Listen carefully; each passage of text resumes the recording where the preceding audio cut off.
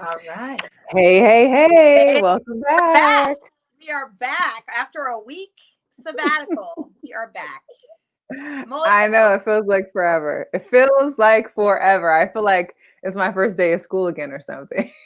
I don't know how people take a week off of anything. It seems like I It don't was a know. good I don't know.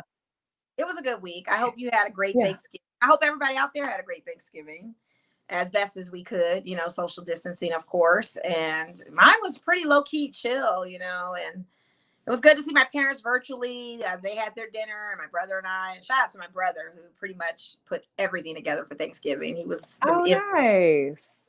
dig. So shout out to you, Marcus. Shout out to you. Good job, Marcus. Way to hold it down. Oh, yeah.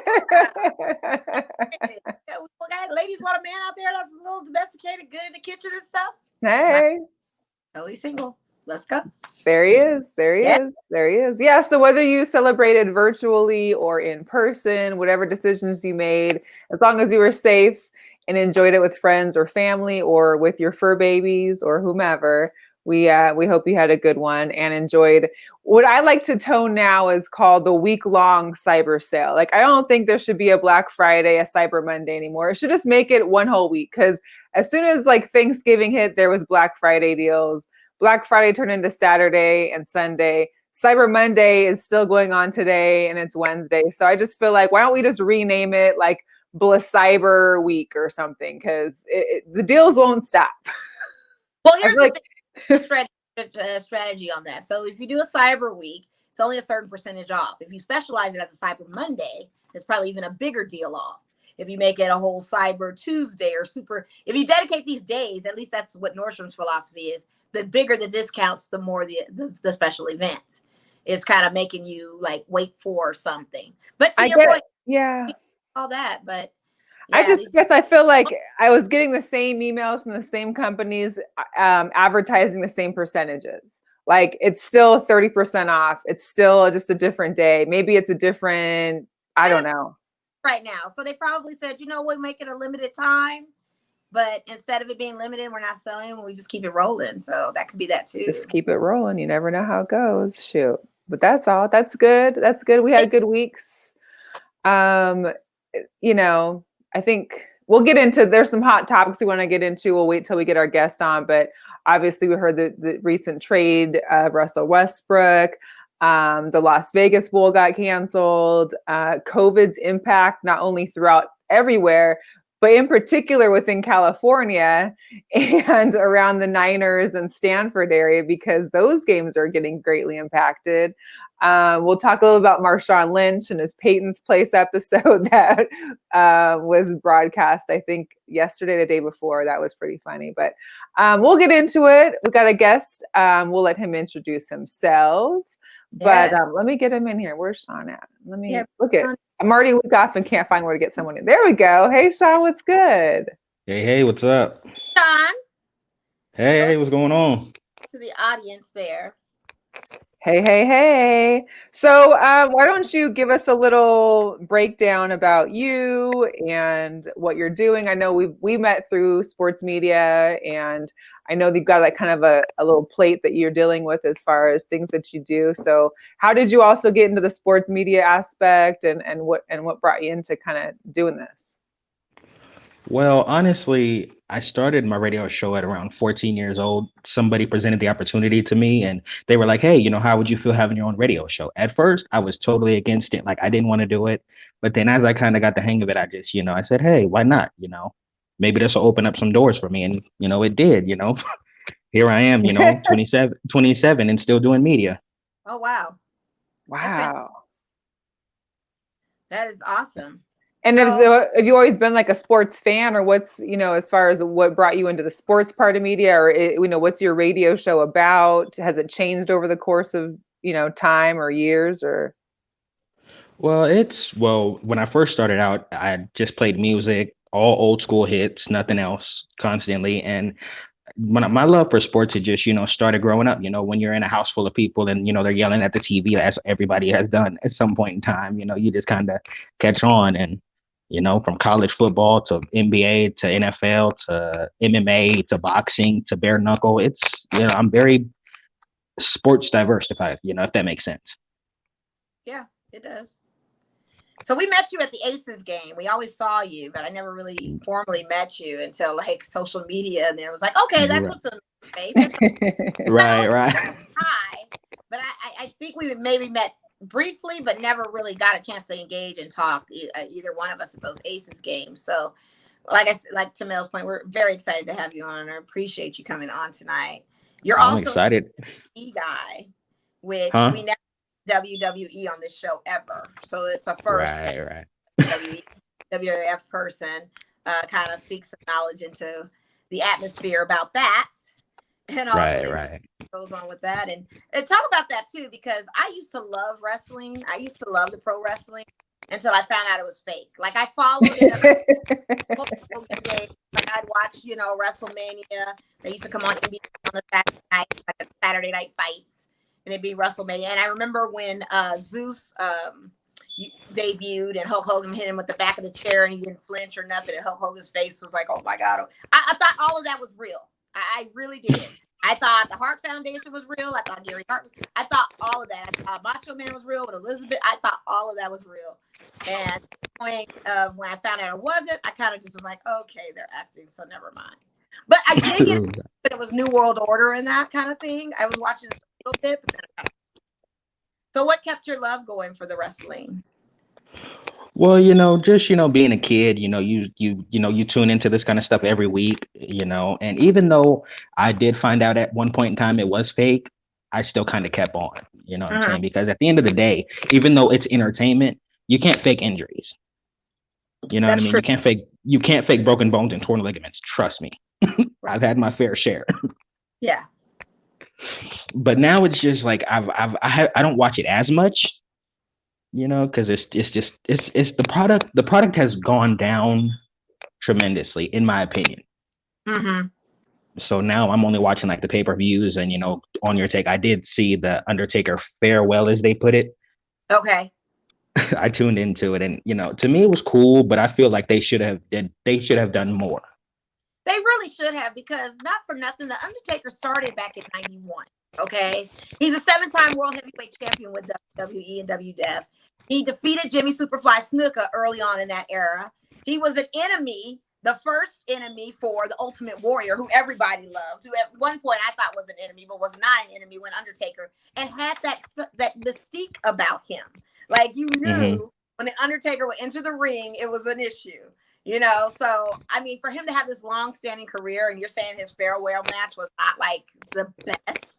I don't know what McMahon and company are doing over there, but that seems a little cheated for all those fans that have been around for that long. Absolutely. I mean, even if it was like a couple minutes of him, displaying something in the ring, it could have just been that. Do your match and then exit how you want. Yeah. Yeah, I mean, that's a legend right there. Everybody would know that name. Even if you weren't watching or not watching, you knew who the Undertaker was. So he was creepy. He was like, he legitimately, as a younger kid, I was like, I don't want to even see this guy. I wouldn't want to see him in person, walk down a dark alley. Of course, the way they do it is like this big show. So it's like dark lights and music, and he's got the full wardrobe on, long hair, the hat. It's all like black leather trench coat. Yes. He's gonna like bomb something or shoot something up. Like it was just, and it was great. Yeah.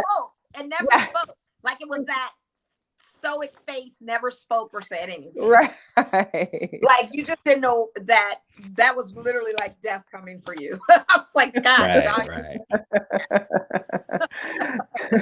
Well, shout out to everyone that's tuning in so far. I mean, I'm one of the people that probably gave up on wrestling. I mean, Hulk Hogan, Macho Man, Randy Savage. I mean, that was, I think, for me, just because I was young and wrestling seemed like the thing to do at that point, and that was always good. But I really haven't checked into it. Like, I know there's a couple people in our group that post wrestling people, and I'm always like, who is this?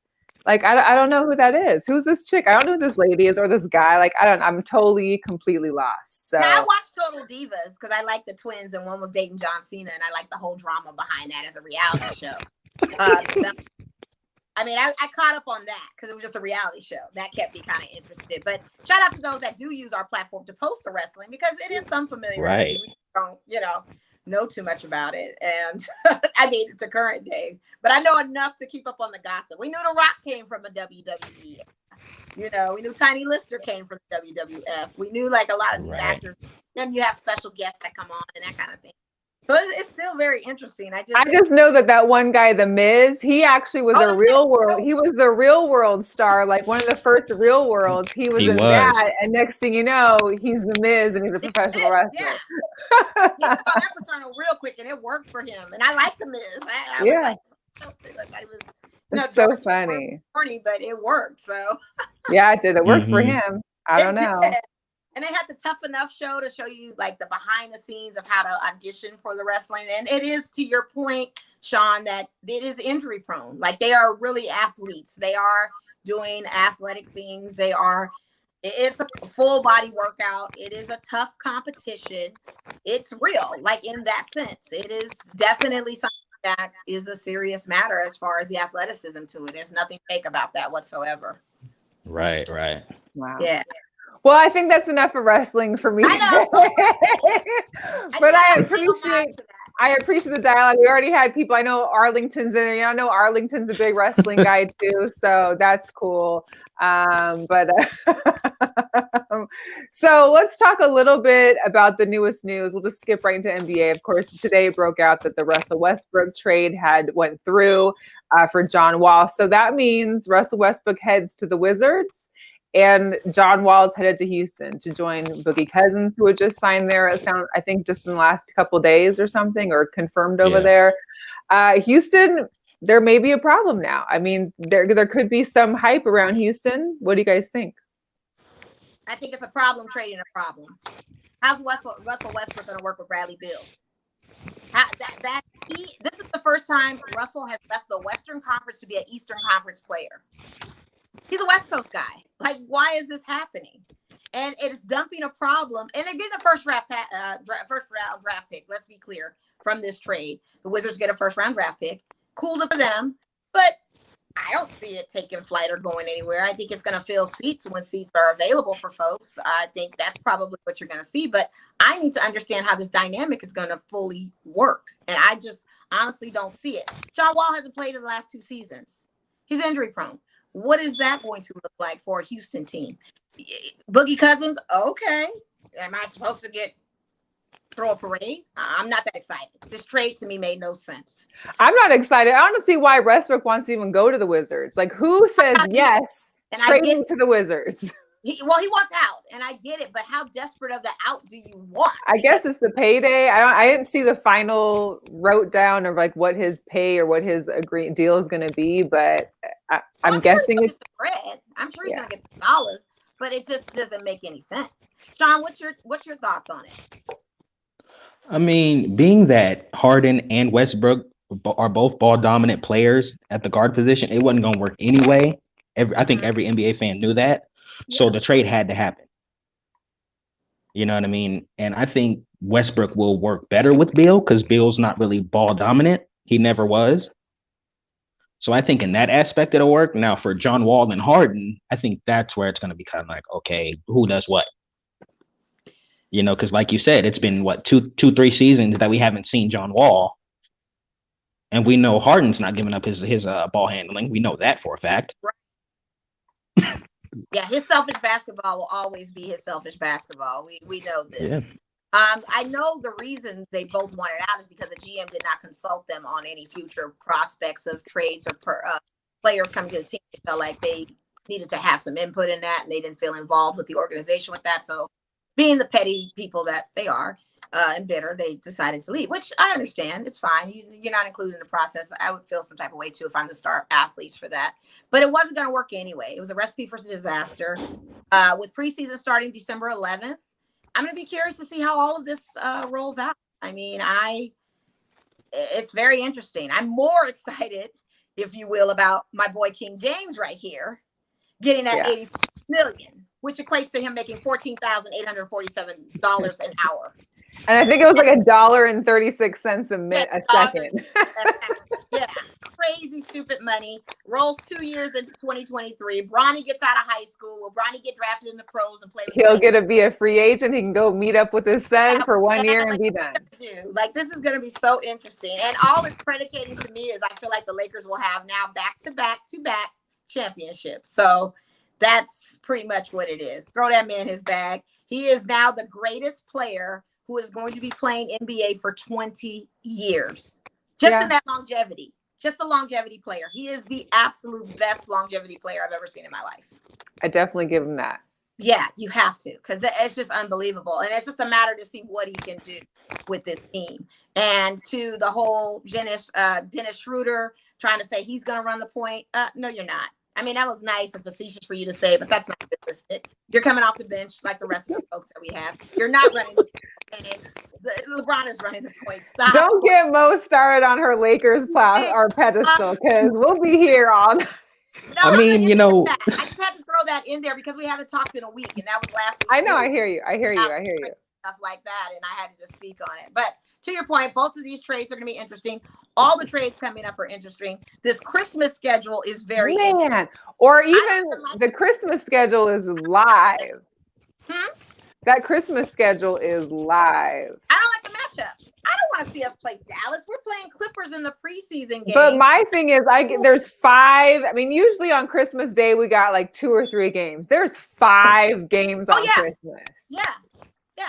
And like one is interrupting the Saints game for the Thursday football, and that's the Bucks game. I don't even know if people are going to watch that Bucks game.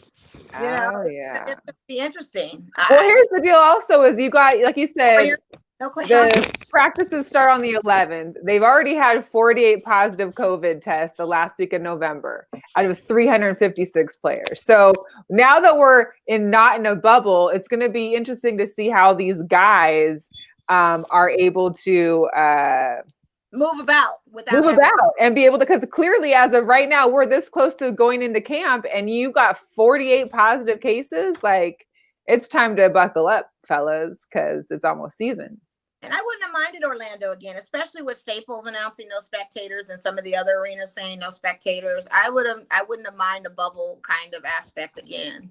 But who knows? It's 2020 has been such a unrealistic and unpredictable year that anything we put out there, we're always like, at least I'm like 89% wrong on. It's not a normalized say these things and then I'm not wrong. But what's your take as far as the NBA season coming up, Shon, and that Christmas schedule? Because some people kind of hated it. I didn't care for the matchups. I was kind of like, whatever. But what's your take on it? I mean, you know, I think that any sport on holidays is awesome. You know, whether it be football, basketball, whatever. You know, so I'm kind of excited to see the matchups, but the whole Laker thing, I have my own issues with, you know, but hey, you know, you're not getting on your team. It's just personal issues that I have with a certain player. I understand. It's okay. I've hated them my whole life, so it's okay. Well, no. You're welcome. Well, no, it's just the simple fact. Like, I don't know if you guys were watching the whole Montrezl Harrell and Luka Doncic situation last year. And me personally, I don't agree with racism from it being from Luka or Montrez. It's certain things that you don't say to people. That's gonna be the drama then on that game on Christmas. I mean, I doubt it, because it's like, had it been Luka, the whole world would have went into a frenzy. Right. Mm-hmm. You know what I mean? But being that it was Montrez, it's like, oh, it's whatever. He apologized. Let's let go. No, and it shouldn't be like that. Well, it's definitely kind of things. It's definitely going to be interesting for the Clippers playing against the Lakers on that opening night with Montrez now with the Lakers. So, I mean, that'll be one. That'll be one showing matchup with them, but I don't know what the December 22nd schedule is going to be because they haven't released it. They only showed the preseason games so far. No, opening night is the Warriors at the Nets and the Lakers at the Clippers. Mm-hmm. Oh, okay. All right. Yeah. Okay. Let's go. We'll get to see KD back and going against Steph, obviously without Clay. I mean, God, poor Clay. Tough. It's tough for them, and that's, you know. It really is.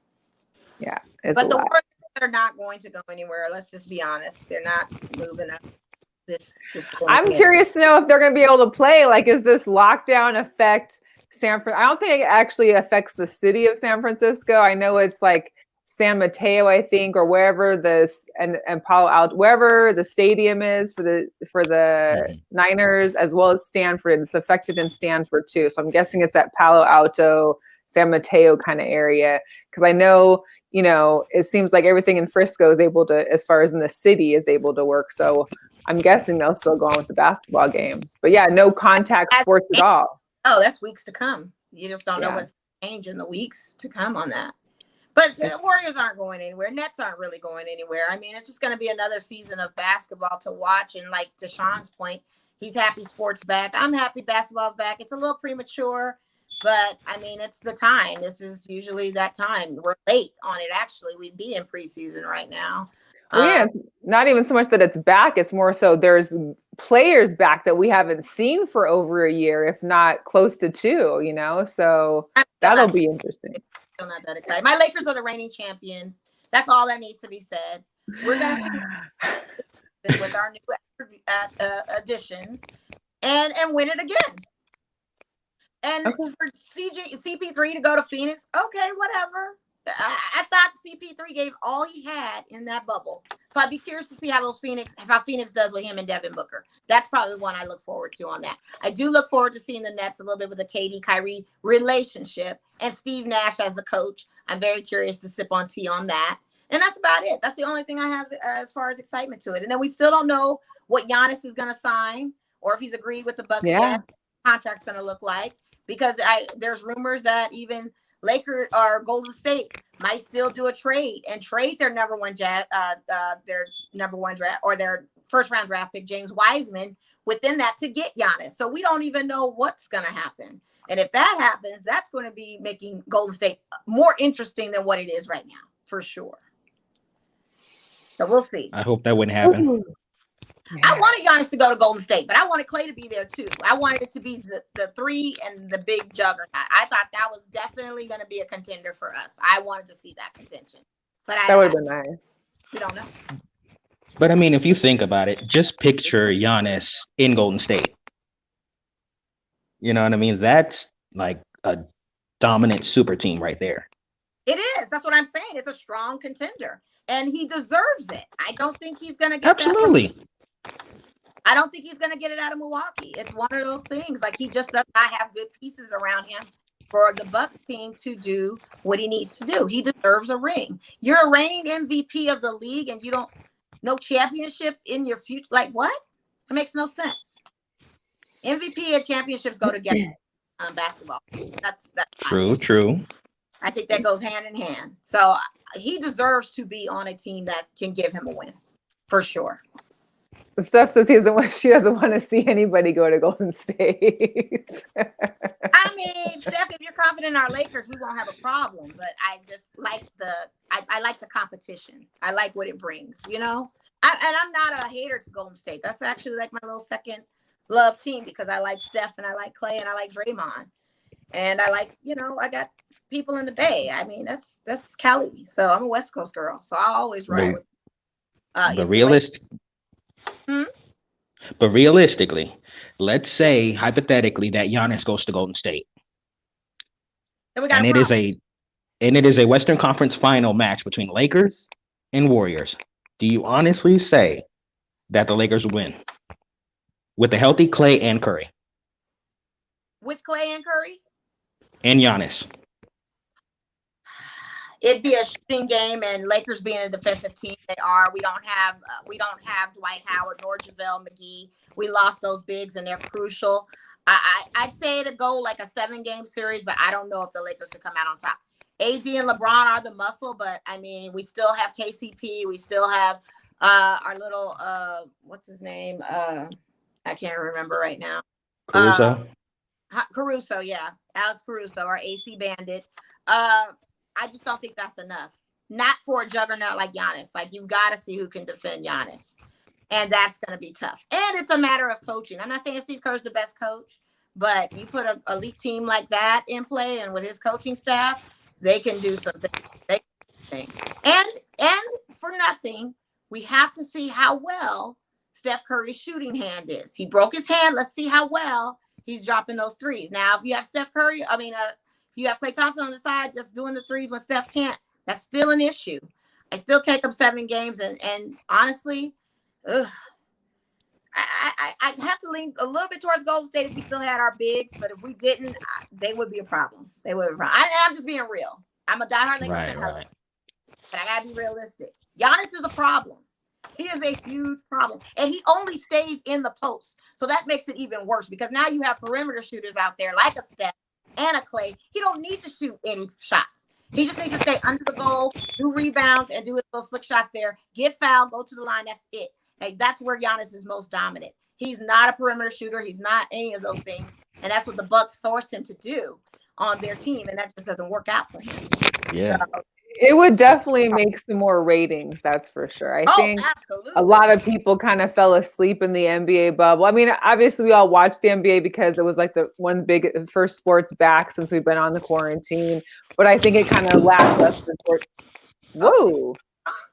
There we Earthquake go. at Sean's house. My bad. It's all good. I'm in a little space at the moment. That's all. It's all right. But I think, that would definitely bring some more ratings and get viewers to start watching it again. Because I think coming into this season, people are like, oh, Lakers, oh, LeBron, AD, here we go again. And maybe aren't as excited about the season. Even like you said, you're not as excited to see some of the other players play that you hadn't seen over the bubble season. So it would definitely probably bring more people to come in and tune in. But yeah, let's hope. I mean, that would definitely be a ratings thing and a commercial. I mean, it'd be an NBA's dream to have that. And it's a money thing at the end of the day. So it makes sense. And I had been saying, even during the NBA season, this past season, that Giannis needed to go to Golden State or he would go to Golden State. And people always say, oh, no, he ain't going nowhere. And he may not. But I'm just saying, if he wants to win, that's probably where he needs to head. right. So, Yeah, definitely. Well, let's move on a little bit. Just because we did meet with the WNBA, I wanted to, obviously we got the WNBA draft lottery is this Friday. So I'm kind of excited to see that, I don't really watch a lot of women's college basketball. Unfortunately, I need to do better at that. So this gives me an idea to see because usually during the draft lottery, they tell you about some of the players that'll be up for the draft. So it'll be interesting to see kind of who those players are, where they're coming from. I know we probably won't get a high draft pick because we did make it pretty far this last WNBA season. But I'm excited for the girls to be playing back. Yeah. Huh? I think Atlanta Dream and those are still going to be in that draft lottery, this first couple. Indiana Fever, Atlanta Dream, and I think one other team are the top draft lottery picks. Gotcha. Yeah, so that should. Okay. But as long as Kelly Loeffler is the co-manager of this Atlanta Dream team, I really can't. There's nothing I can really say on her. I'm surprised that Kathy Engelbert, the rest of the league, have not scooted her on out. She has to go. Her players totally voted against her opponent that she's running for in this Senate race that's still run off in January. And why she's still owner of this team, I just do not know. But it's going to be interesting to see what kind of acquisition they get along with the Fever. And I can't remember that third team. If I do, I'll post it. But yeah, Atlanta Dream just always puts a bad taste in me because of her. I just can't with her. And shout out to Asia Wilson, though, because she did make Forbes 30 under 30 list. So that was pretty impressive, too. Yes. That's dope. We got, did you already talk about Westbrook already? Sorry, whatever's clever, we did. But if you'd like to leave a comment on your thoughts on it, please let us know. Yeah, what do you think? Is he going to work well with Bradley Beal? Shout out to Troy Brown Jr., who's still playing on the team, Las Vegas native, that's on the Washington Wizards. Okay. Drop your comments. You asking me? No, we were just commented. Yeah. My bad. Yeah, we no worries. On it. Yeah, we are. We were just there. We all were just there when you thought. Touche. Let's see what else I wanted. I don't know if you guys want to touch upon the Tyson Jones fight. Yeah, we can because I'm glad I didn't pay for it. I was never, me, I don't pay for my pay-per-views like that. Yeah. But I was surprised to see how well Jones Jr. did as far as not get completely punished. Like I thought it was going to be done after like 1 or 2 rounds. Like I didn't think he'd have much to go for, but he stuck in there a little bit. It definitely wasn't a draw though. No, Tyson clearly won that match. I mean, 16 minutes within the second round, Roy Jones was clearly out of shape and winded. He was leaning on Tyson quite a bit. You mean to tell me that's already 4 minutes just going in the ring with Mike Tyson, who wore his nostalgic short shorts, the ones you see on Mike Tyson's Punch Out, and that was his thing. And that was my thing. I was like, what's up with the short shorts? Like, yeah, what are we I doing? played Mike Tyson's Punch Out, and I still couldn't beat Mike Tyson on the game. I never even could get past. The furthest I got on that game was Mr. Sandman. I couldn't pass him, and I got frustrated. But I couldn't even get to the point to fight Mike Tyson, let alone that felt like that's how Roy Jones Jr. was. I mean, they both have the dad bods. Arms look great, but just the fatigue of Roy Jones Jr. was just, it was saddening. It looked like my uncles at a barbecue kind of sparring. Hey, and Snoop, can we just all applaud Snoop on Snoop's job commentating? I mean, I think it was perfect.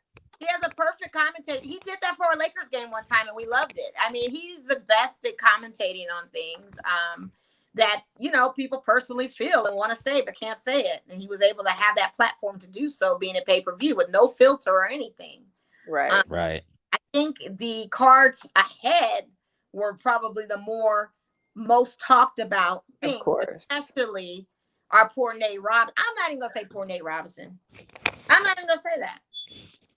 I mean, here's the deal. I was rooting for him just because he's a Husky alumni. I'm always rooting for Nate no matter what. Now, the fight did not go well for him, and he got knocked out.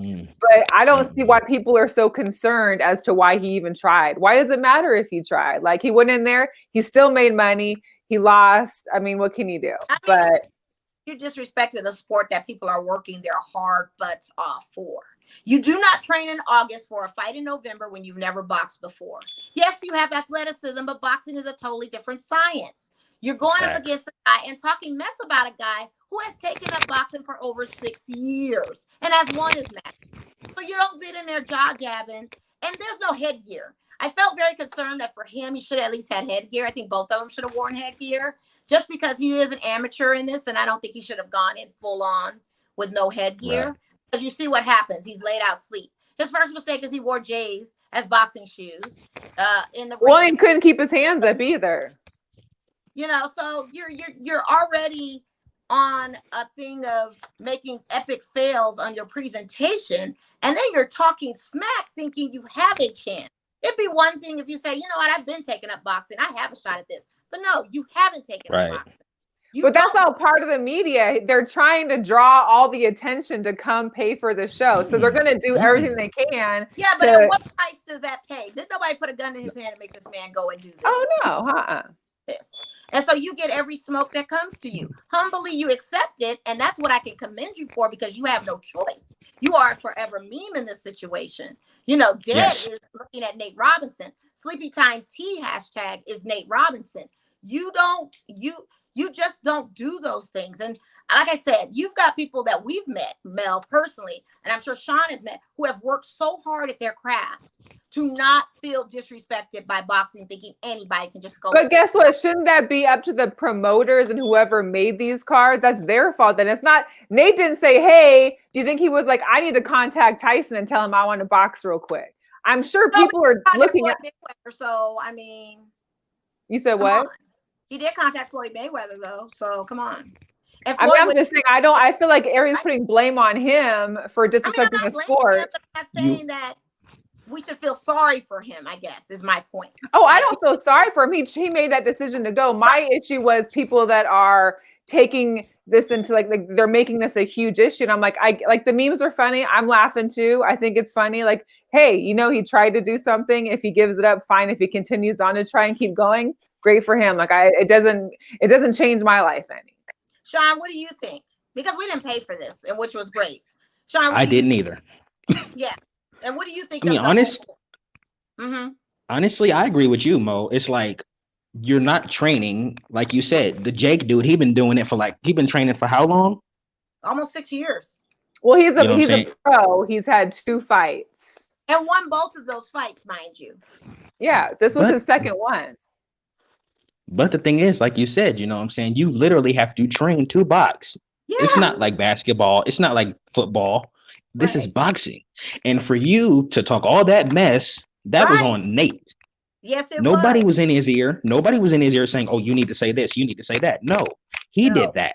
Yeah. Well, Then you y'all come know into Nate the. Robinson, right? Like he does talk a lot of He smack, does. period. He Like, does. I Yeah, mean, I that's mean, just, that's why we call him Gator Mouth as a family. well, But yeah. at the same time, you wrote a check that you bounced very badly, and now people Yeah. are collecting And on now that. he got to deal with it. Now he got to And how suck that up. and don't shout out the NBA saying you're doing this for the NBA. No, you're doing this for yourself because you haven't been in the league there. So don't say that. You know what I mean? Don't put the NBA, don't be carrying the NBA like that. Yeah. You outlined for that too. That was strike number 3. Don't be carrying them like that because they weren't the ones that do it. So is this going to be whatever's clever asked? Do you all think this is going to become a trend with older boxers boxing each other and coming back? I hope Retired not. boxers. Shon, what do you say? I said I hope not because I've done the Nevada Boxing Hall of Fame for the past 3. Well, this would have been 3 years, but they canceled it. And I've seen some boxers in some really messed up like states. And to me, being a fan, it's kind of sad to see that. Mm-hmm. You know, because I've had my fair share with the whole media interviewing boxers, and it's like you try to talk to these guys, and it's like, what do you do? Yeah. Yeah, You know, I agree. they're Tyson says he wants Evander Holyfield. Evander Holyfield is still a punch drunk condition. I don't think it's safe for him to do that when you're in and he's only 50. It's not like it's twilight years, but in boxing time, it is twilight years. I don't think you further injure yourself or cause any mental harm to yourself by getting in a ring to prove yourself. These are just kind of like philosophical or who can get who conversations we used to say back in the day. Who do you think could get who? And now it's playing out for us. And I think with COVID and the fact that we're in the house, we have nothing else better to do with something to watch. Right. And me being an older person, I fell asleep during that Tyson Roy Jones Jr. fight. I started dozing off because it was moving slow, and I'm just like you're looking at, like I said, some old uncles fighting, and I just started drifting off. I woke up to hear the drop, you know, and right. It's kind of like I don't want this to be a trend thing that people think they can just get up in this ring. And to Tyson, I have to give him accolades on how well he trained for it and how his form is still there and how he still has it with his stance and his style of boxing. I have to credit to him on that because if he does decide to make it somewhat another career, I wish him luck, but I wouldn't want to see him do it.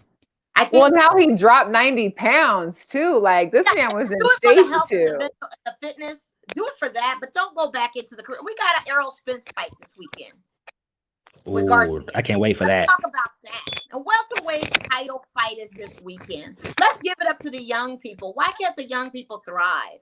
Why do we have to keep going back to the golden ages to not see and to take away from the young and up and comers like a Clarissa Shields, like Amanda Nunes in the UFC and all of those, and now Errol Spence fighting this fight on this Friday. Like, why do we have to keep highlighting the old heads when we got some new up and comers? Because people still want their name out there. They still want to have their name out there. They still want to be talked about. Mike Tyson ain't going nowhere. Mike Tyson is a synonymous name to boxing. It is never going anywhere. It's like Michael Jordan. But he wasn't trending until the last month or two. But you know what I think it is? Some of these boxers have so much love for the game, they don't know when to let go. Yeah. You know, and that's something that I saw when I was around all these boxers, you know, for those 2 years that I did the Nevada Boxing Hall of Fame. There was so much conversations about, oh, well, I want to fight you. I want to fight you. And it's like, y'all are retired. Y'all like could chill. But maybe it's going to be something like a big three. Like, look at all these retired basketball players that still want to play the game. And maybe there'll be some way for these retired boxers to then have some kind of functional, I guess. Well, make it 6 rounds. Don't make it 8 and keep it 2 minutes. That was too much. So they don't get hurt. You know, that's the thing. I worry about the more lights out type punches. There were rules to this match. It was considered an exhibition match. They said if there was a cut on any of the opponent's bodies, they were going to end the fight. It was a lot of rules and stipulations to this fight with Tyson and Roy Jones Jr. So you have to have those kind of rules in place if they're going to do something like that, because it is a serious kind of sport where it can make or break you, literally and figuratively. So facts. I don't know. Let's get into a little bit of NFL before we can get into our pick'ems as well. Here's the deal. We all know my conspiracy theory. Whenever Russell and Sierra post something within about 1 day of a game, they lose. It happened for 3 games. So, somebody had hit me last week because even though we didn't play until Monday, someone hit me like on Thursday with something that Russell posted. And I was like, it's okay. We don't play till Monday. We're going to be okay. Well, lo and behold, I had hit Mo on Sunday because Russell Wilson decides to post, it was his birthday. Him and Sierra had this wonderful romantic dinner. There was a lot of like different Instagram stories. And I'm like, but the game is tomorrow. If we lose this game. Posts though. How do we know these are not late posts? I don't, but that's the thing. And he decides to post it on Sunday. Post it after the game. Post it after the game. My thing is, it's happening. His birthday ends up being the day before a big game. It's a away game. It's anywhere time we have to fly clear across the country to go play a football game. I'm a little bit worried. Yeah, maybe it was Friday night. He just decided to post a picture on Saturday. You don't have to post right in the moment. Maybe maybe that's the case, and hence why they still won. So my theory at this point has been stopped because at least for this point in time, it did not happen. The Seahawks beat the Eagles, even though the Eagles actually, even though the first quarter was terrible, they showed a little life, but they struggled completely. I don't know how Carson Wentz is getting the paycheck he's getting because this man is just terrible. I mean, it's not really terrible. His line is terrible. He was throwing. His passes aren't even accurate though. Yeah, true. But it's just one of those things. You guys in the Seahawks, your games are never, ever like the best competition. They're always stressful games. Yeah. Why is that? Because that's how it is. But I will say this. It was nice to actually we had our center back. We had Shaquille Griffin back. We had Chris Carson back. So to be able to have our full defense that has actually played now except for Shaquille, has played 2 consecutive games together and not been substituted around because of injuries, and having our center back and having Chris Carson and Carlos Hyde in the running game. I think if we can just stay intact and no more injuries, I think that's going to be a great sign for us. Your best weapons are Jamal Adams and DK Metcalf, who to me is a 30-year-old man on the field. I'm sorry. You can't stop him. Darius Slay, they were aiming out at him too, because you can't stop him. I mean, DK, you just couldn't. He stops himself. He drops passes. He misses at things. Like he'll drop a pass, that's his fault. But it's not going to be because of a defender. No. He's all time. Jamal Adams had a great defensive game on Monday night. I only watched the first half because I couldn't watch it with the rest of the Eagles, but I did hear about the fan who was talking about the spread, because the spread was 6.5? 6.5. And he wrote to Roger Goodell on the upset of the 2-point play. But see, what they don't understand is the Eagles always go for a 2-point conversion. That's just what they do. But that 2-point conversion wasn't going to get them nothing. It wasn't going to get them a win. That's just how they move. And for them to still be number 1 in the NFC East is just ridiculous to me. On top of that, even more so. So I mean, the points didn't meet up. Everybody's thinking there's a conspiracy with the sports betting and what NFL does and it manipulates games and all this kind of stuff. Yeah. But Shon, what did you think of the Monday night game? Did you care? Did you watch it, or what is your take on? I didn't watch it. I didn't watch it, but DK is a beast. Yeah, he is. This dude, that dude, yeah. Kind of like how Megatron was when he first came. And they did do a comparison of the Megatron. And I have to tell you, the difference between DK and Megatron is that Megatron didn't have a Russell Wilson throwing the ball to him, though. Shout out to my girl Elizabeth. She got me a signed DK card. He did that without Russell Wilson throwing the ball to him.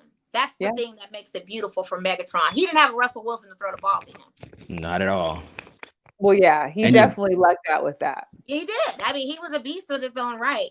And for that defensive coordinator to say that to DK to make his game elevated, I think it helped. It was a power of motivation. And you saw the results of that on Monday night. Go ahead. No, go ahead. No, I'm saying I was watching the draft when everybody was passing him by, and I saw him in the combines, and everybody kept talking about how he can't run a route. All he can do is run fast, and that he's just muscle. But that routes and those kind of things, you can learn those. I mean, if you got a good wide receiving coach, if you got a good coach in itself or a good offensive coordinator, you're going to learn some things. If you got speed, that's something you can't teach. You can't teach speed. Like you are either you're fast or you're not. Like there's no.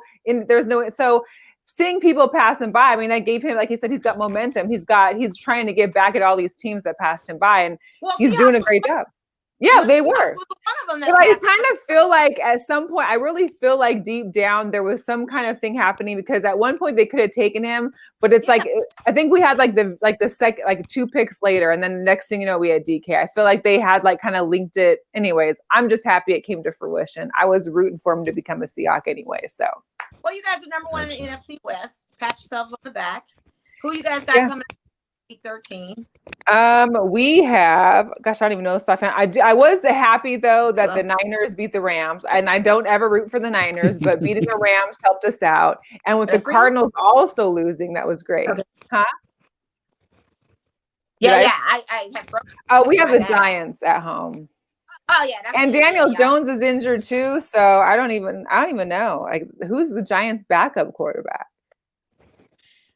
Talk about the Broncos' backup quarterback. Who's that? They use a running back this game. A wide receiver off the practice team. Yeah, that was a disaster. They scored 3 points, and I have to talk about my Raiders because I'm very disappointed. What happened to the Raiders? I didn't see that game, so I was curious. All I saw was the score and was like, where did they go? What happened? Oakland. That's where they went. Because that's what they look like, the Oakland Raiders. Not the Las Vegas Raiders. They look like the Oakland Raiders. That was a poor performance on all ends, okay? Derek Carr, yes, he had 212 yards, I think, passing. Great, whatever, but he threw an interception.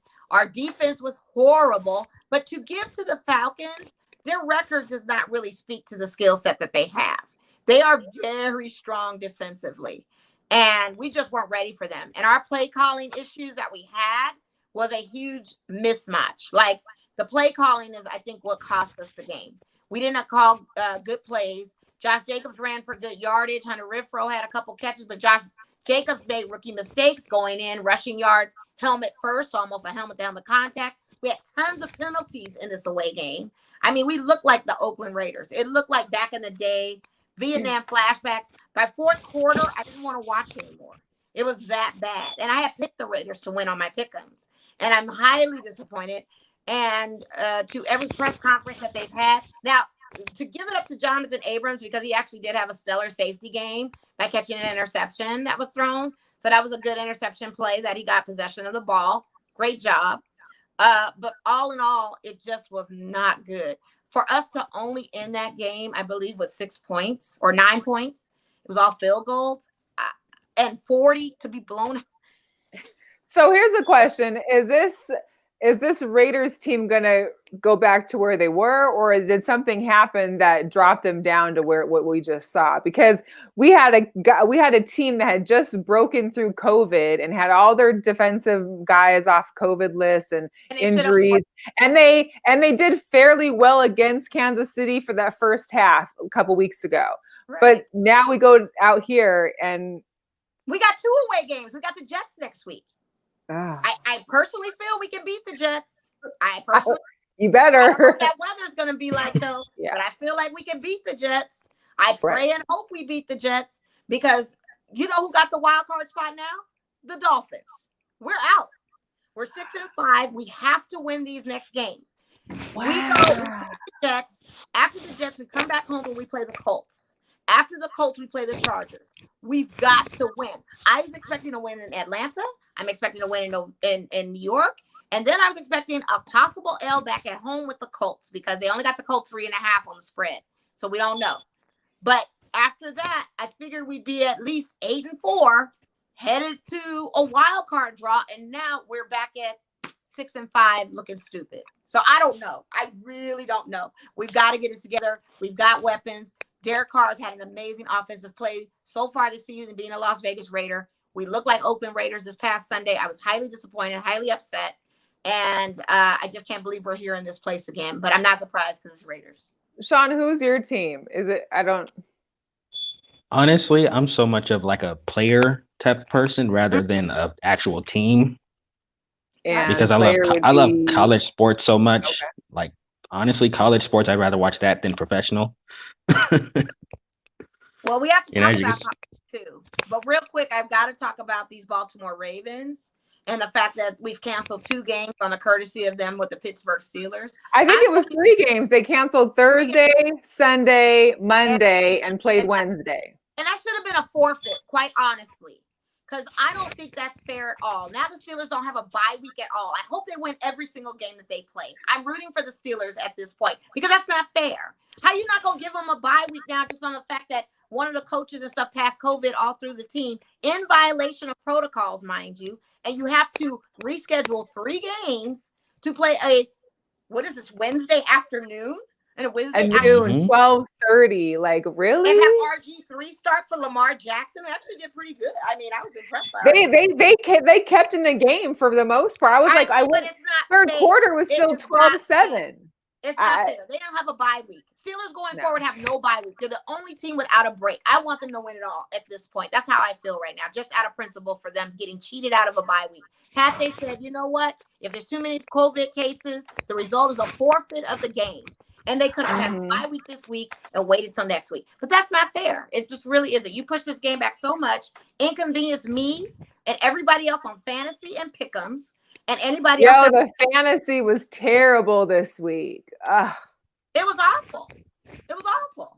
I didn't have a chance on anything. Yeah, no worries. Yeah. Yeah, I can't. It's too much. It's too much. But whoever did have Derrick Henry and Tyreek Hill probably blew up their leagues again, because some of these guys, I think even Fuller too, went off this week. And I was playing one of them, was just like, you know what? I quit. I quit now.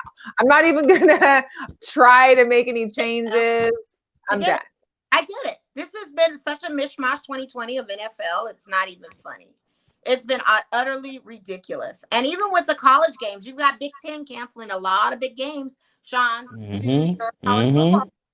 Yeah, so I know that Maryland and Michigan are off this week, but it's because of Michigan. And last week, or I think 2 weeks ago, it was Maryland that had the issue and they had no game. Then you've got Northwestern and Minnesota because of Minnesota's issue. Ohio State's head coach can't even coach on Saturday because of COVID. It's just, it's a lot. It's a lot. Yeah, Nate, I'm looking at Nate's comments. I can't even repeat it because I don't want to jinx the team. So he just mentioned that there was a certain team that's had no COVID cases so far. I don't even want to say it. So we'll just let that slide. I know who he's talking about. But it's okay. You don't want to jinx it. I'm not saying nothing. I think that's okay. I think it's meant to happen on that. Man. Our pick'ems. I don't know if you've been following that this LV men's basketball is back. But I did. Yes, they had the Maui Invitational right now. Yeah, and is they that lost right? to Alabama. Yeah. Yeah.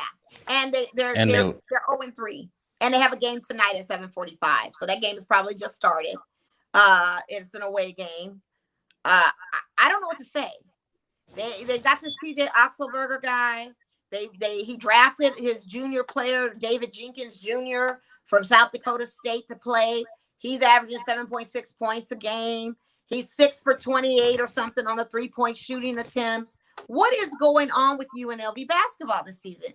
Shon, what is your take as far as what we can expect this season in UNLV basketball?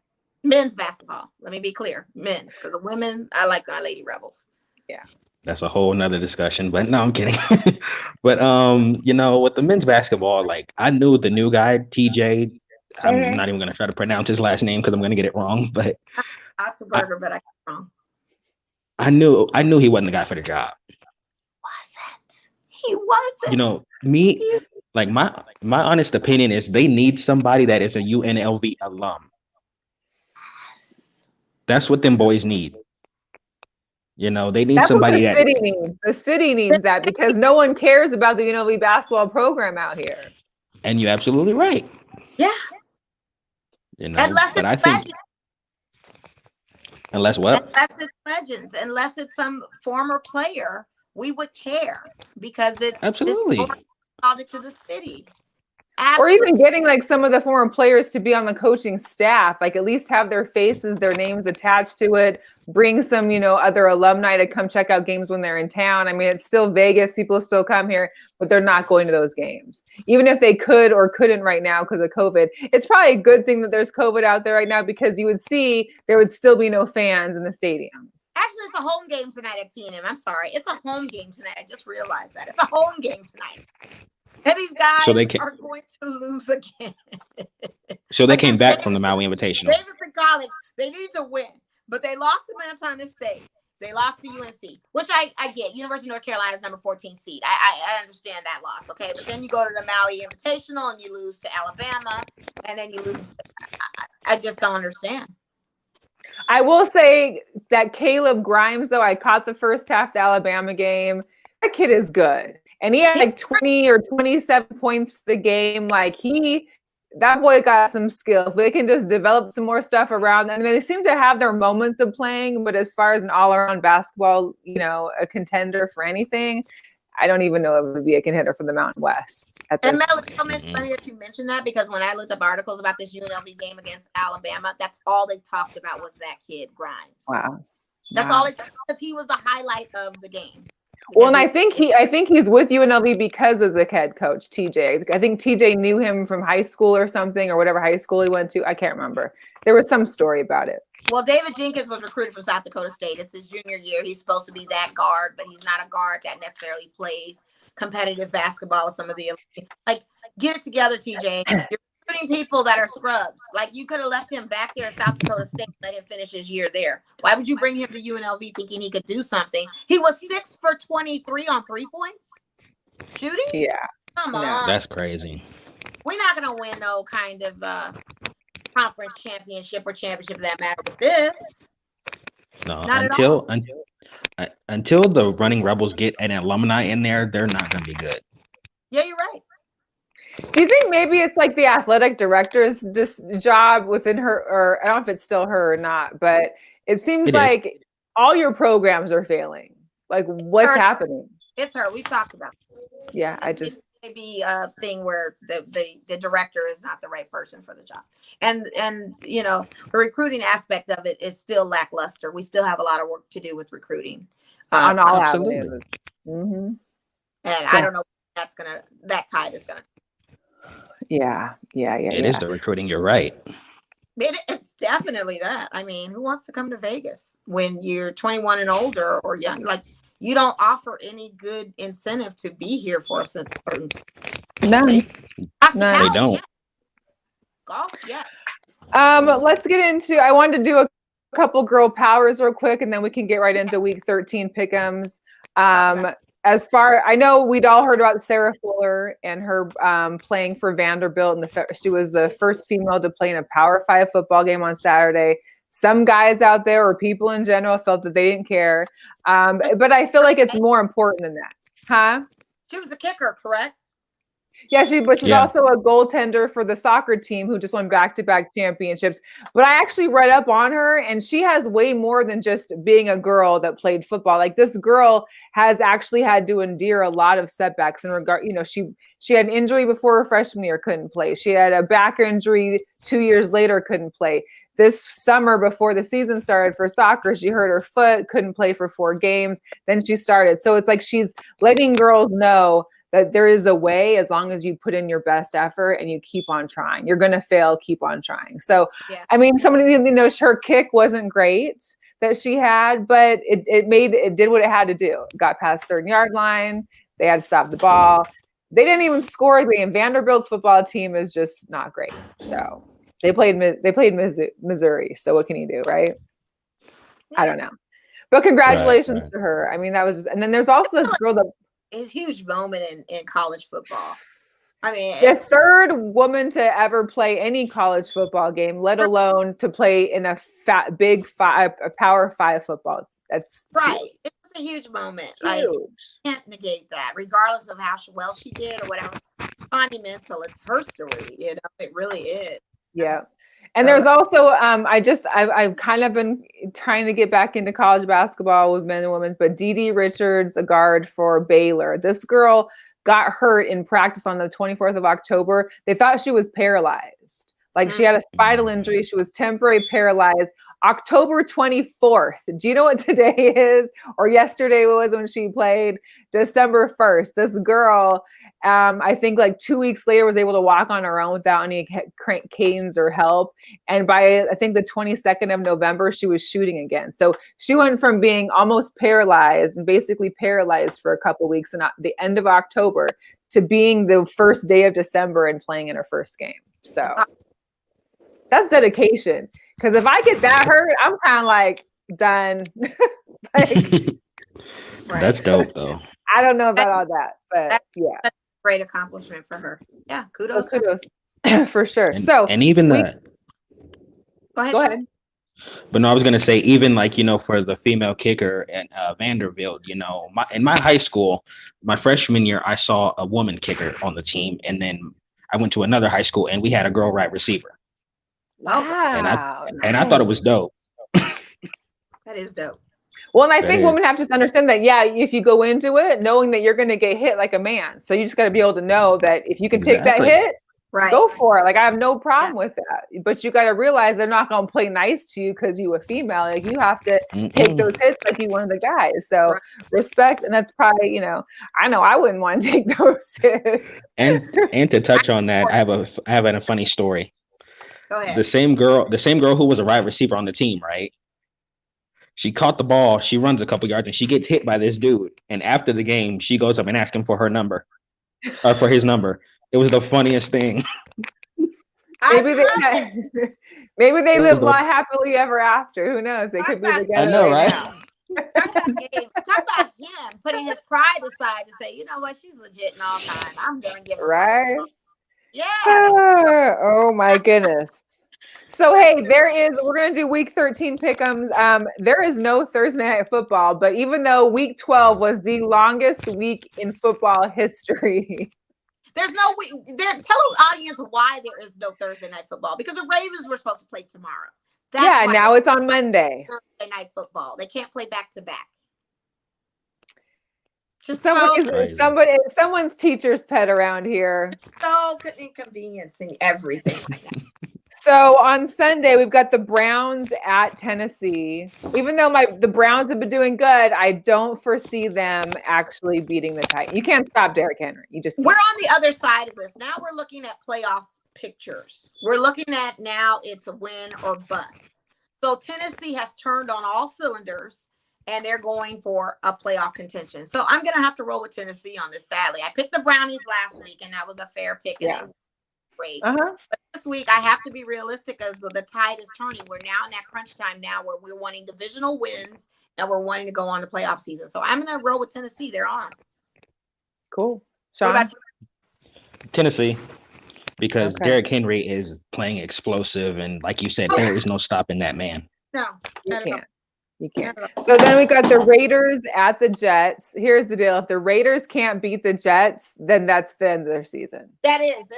You're pretty much right, because I got the Colts after that, and then the Chargers, and I think we go into one other divisional game. Man. I'm going to roll with my Raiders. I think the message has been heard loud and clear. They knew they played like crap. They know to do better. Chucky has to get better with play calling. Derek Carr needs to know that the play calls that he makes maybe need to be challenged and maybe execute a better type of coverage for these guys. Trent Brown has officially started practicing today, but it's not guaranteed that he will be back for Sunday's game for the Jets, so we will lose him. He's still out on our O-line, but defense definitely has to do better. And I'm gonna roll with the Raiders. We've got to be Las Vegas Raiders. We cannot go back to Oakland. We just can't.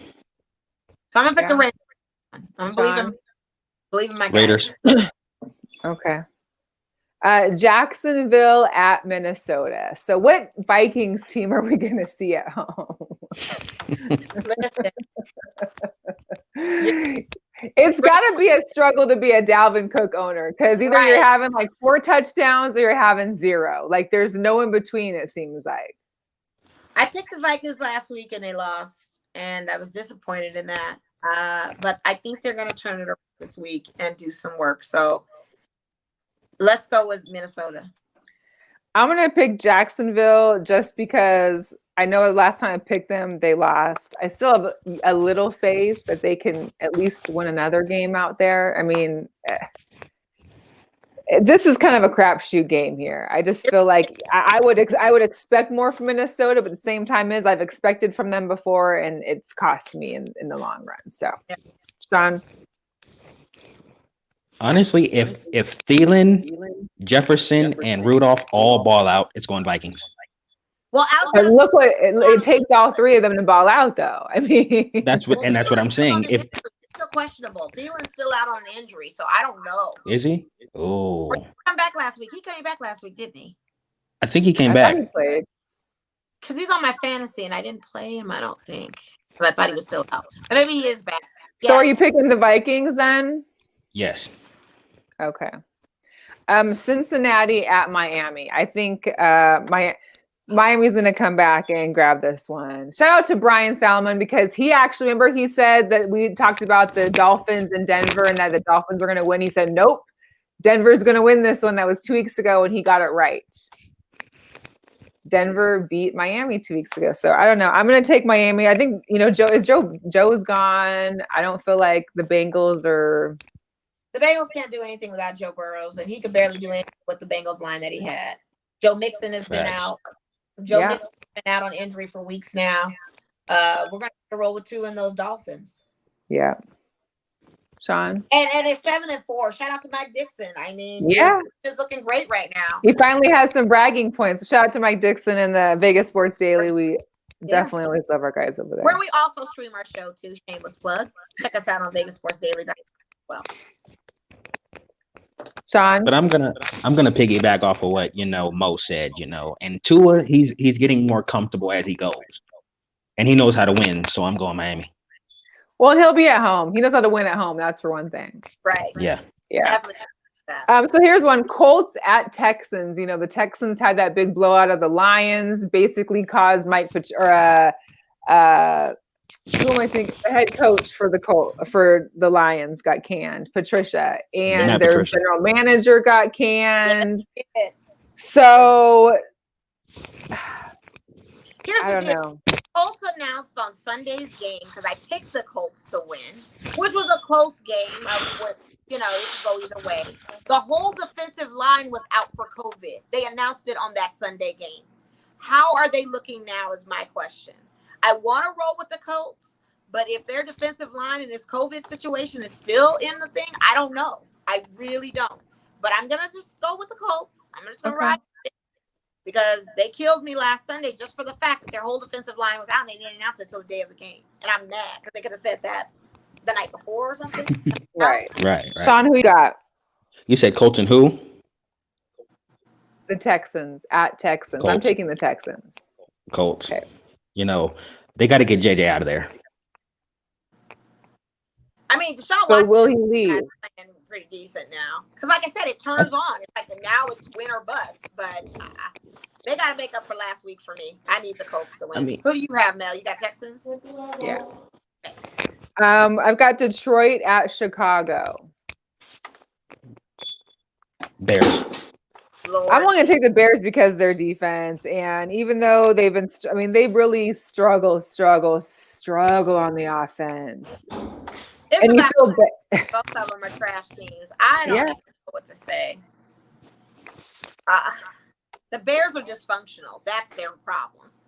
Yeah, and Detroit doesn't have a coach right now. The function is still there, even though they got rid of Matt Patricia. I think they'll win because Matt Patricia's gone. Okay, roll with it. Just gotta go with it. Watch, because that was one of those games I was not gonna watch. But it'll make it interesting now since Matt Patricia's there. The Saints at the Falcons. I mean, listen, those birds gave it to us. Yeah, are they back though? But I mean, will there be like a Teddy? Will Teddy be able to handle it? Or I'm sorry, Jameis. Oh, Jameis Winston. Yeah. Are they playing Jameis Winston because they were using another second string quarterback? Or Tyson Hill? I don't know if they'll use Hill. See, they've been using him because they haven't used Jameis, and that's why it's been controversial because they're like, well, why aren't you starting Jameis instead of? I don't know. I don't know, but I will go with the Saints. Saints is my second team. I'm gonna roll with the Saints. The one time I pick them, every time I don't go against them, they win. So if I pick them, maybe. I'm just gonna go with them. Yeah, Shon. Falcons. Okay.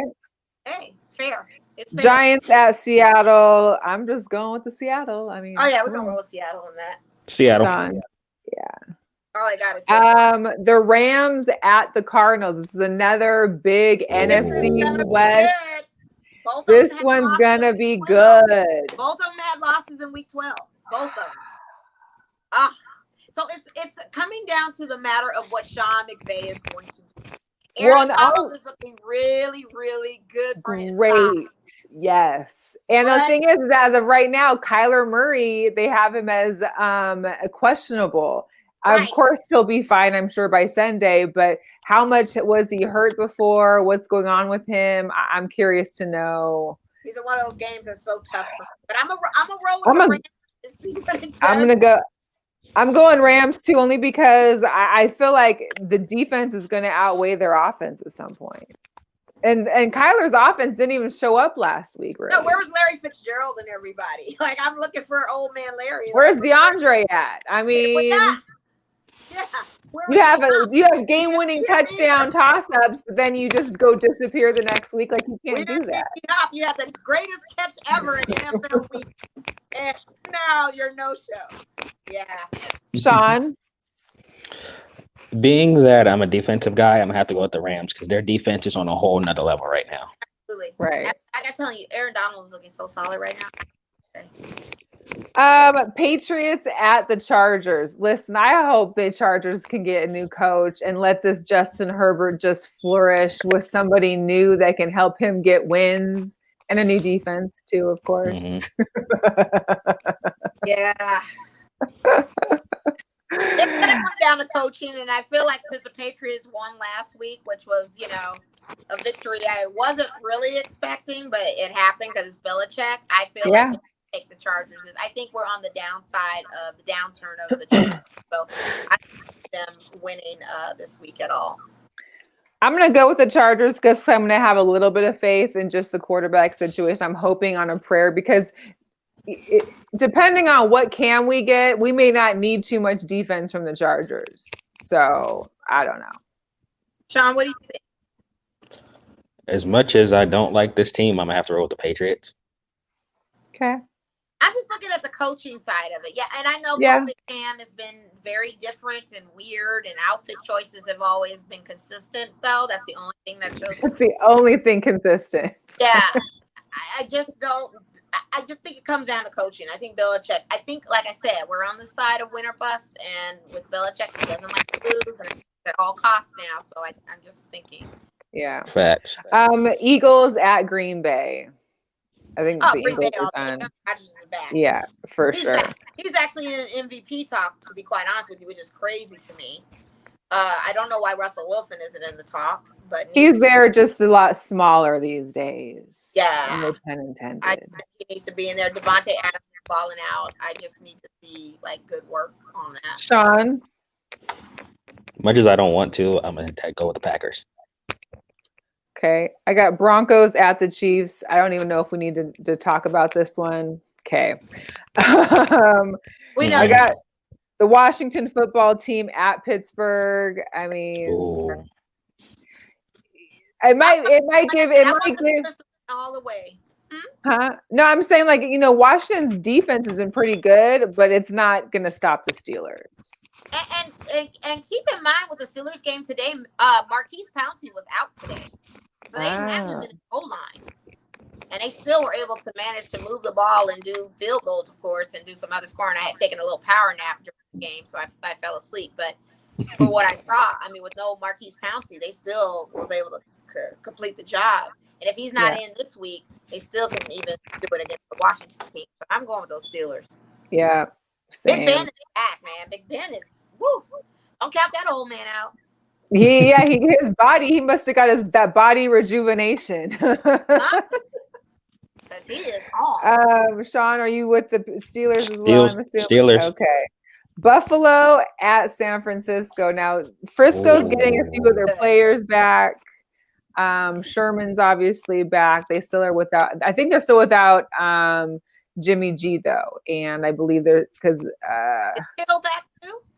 no, I think Kittle's out for the year. That's I thought. right. What? So Mullins is you can't really trust in Mullins too well. The only reason why they won last week is because they did all right to where they got within field goal range. And what's his name? Is it Gould? I don't know. He kicked the winning field goal for them. Gold. So yeah.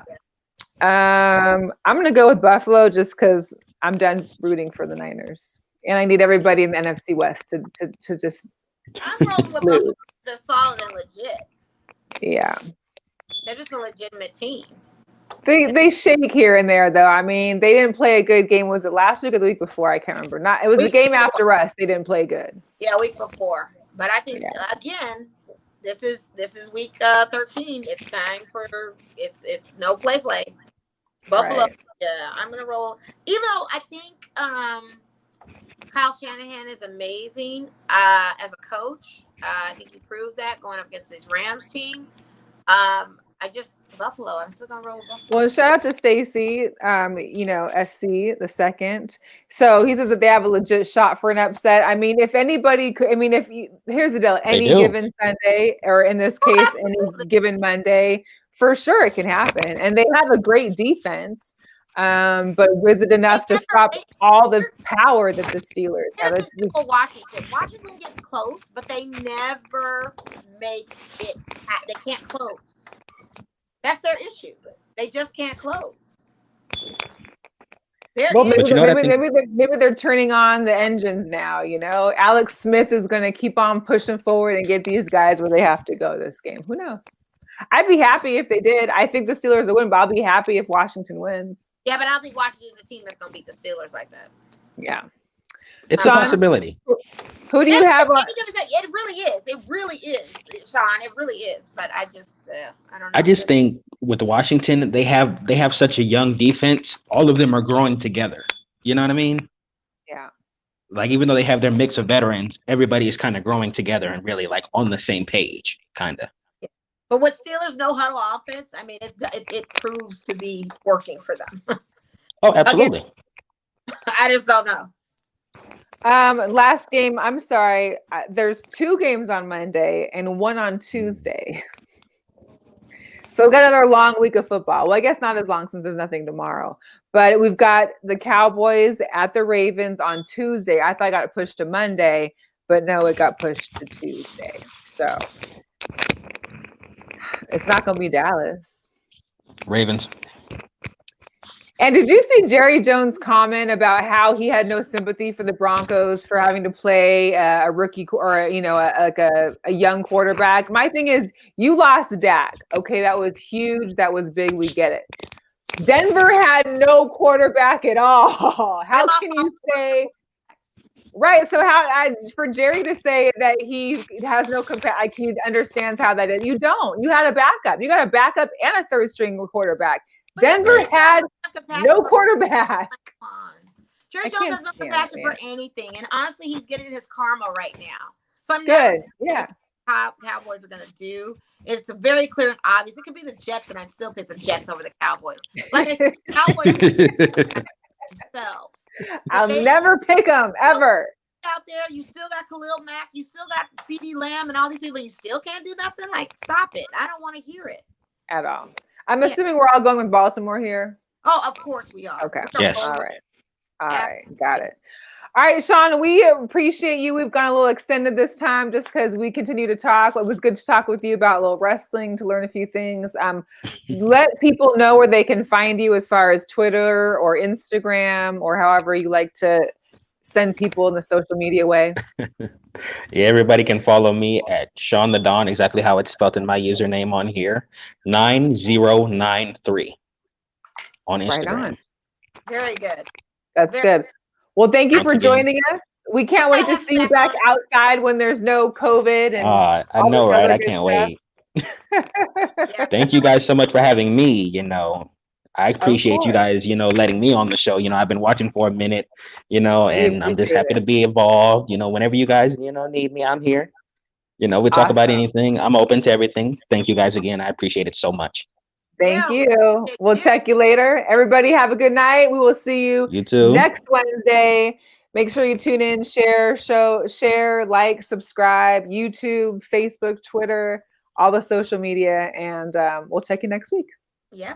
Sounds All right. good. All right. Bye. All right.